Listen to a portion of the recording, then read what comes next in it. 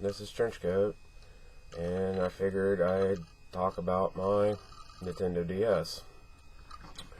Because, of course,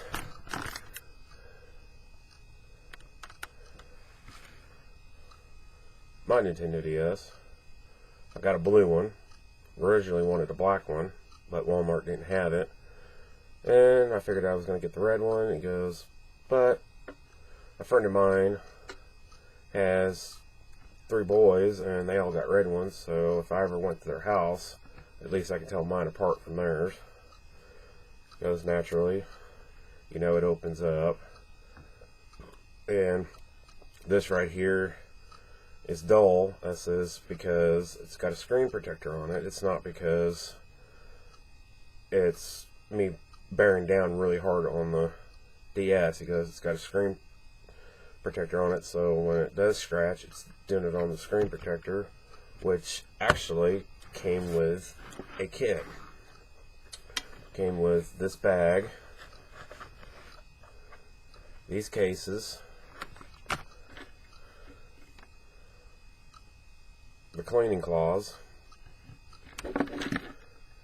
car charger, which is really handy if you're traveling, and here's the screensavers. And it also came with 3 extra styluses, so I'm not going to lose one anytime soon.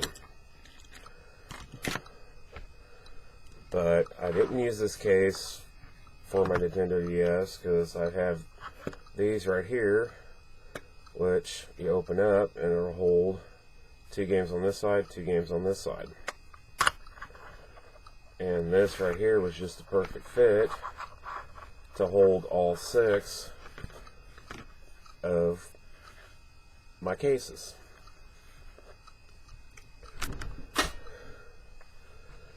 But in order to protect my DS, because I basically got this, and of course it's Nerf or nothing.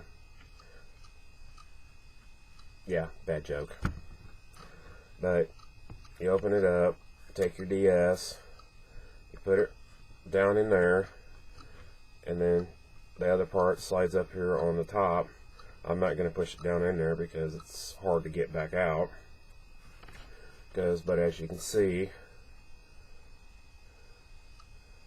it protects it from all angles, but you can still use the D-pad. This is the R1 and the L1 buttons. Just turn it on and off, shove a Game Boy Advance in there and all that. And I really miss using this thing, but the reason why I took that off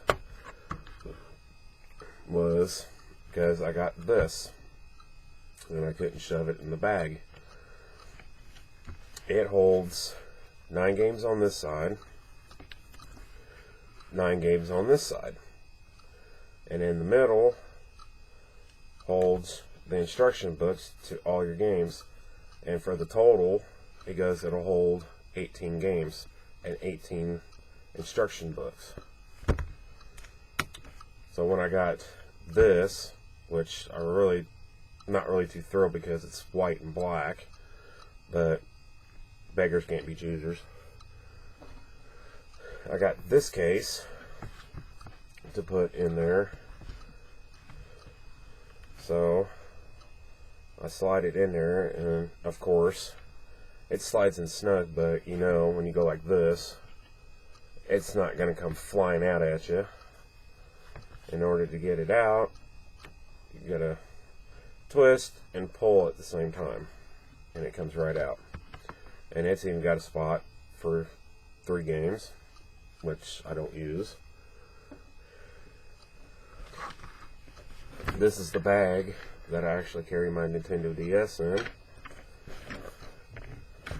It holds 8 games right here. Has a place for the case for games that you can't hold up in here. Has a place for 2 extra styluses. That's why I'm saying I'm not going to lose one anytime soon.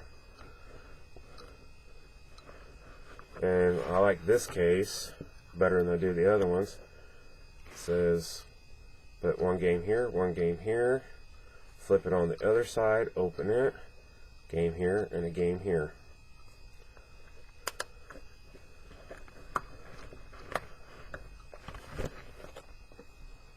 And another case that I was going to actually use was this one, which holds an extra stylus. And I got styluses coming out my ears. And then your Nintendo sits there. Your games can sit here. You zip it, and then you can carry it on your belt if you wanted to. But I was afraid one of these days the zipper or something to break, and this will come flying out and hit the floor and shatter. Now I even got this nifty little gadget, and it's basically like a Game Shark for the PlayStation and PlayStation 1, because it's a cheat disc or cheat cartridge.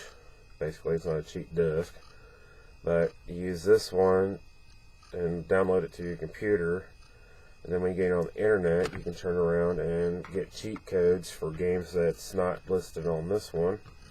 In order to do that, hook that into the computer. This end hooks up right here, and you can download onto this little chip. And of course, this right here is the slot to put your game down in there. He goes, I don't like it because you got to hold the game down in there in order to scroll through the cheat codes and get them to start.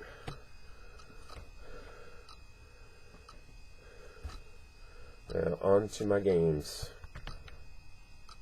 I really like war games, so I got Call of Duty.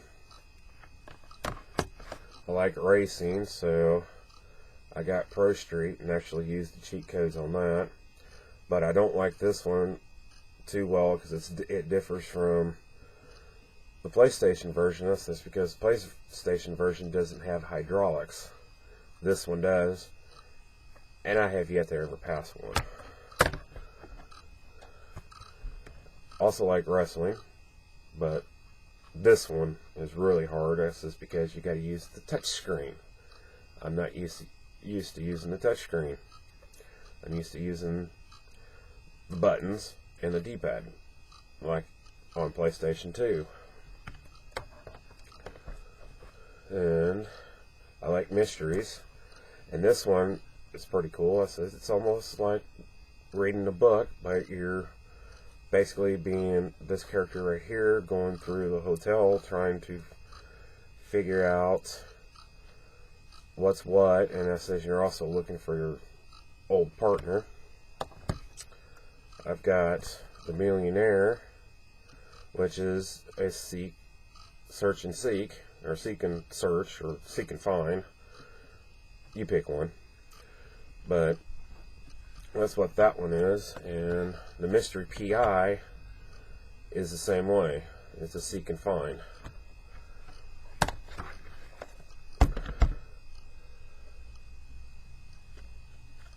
This I thought was going to be cheesy.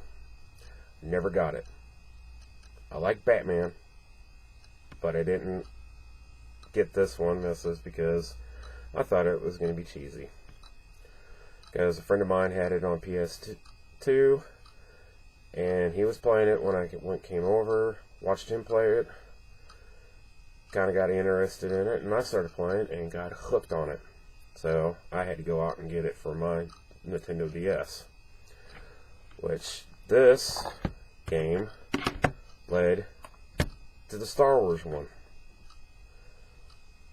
And this one's pretty cool too.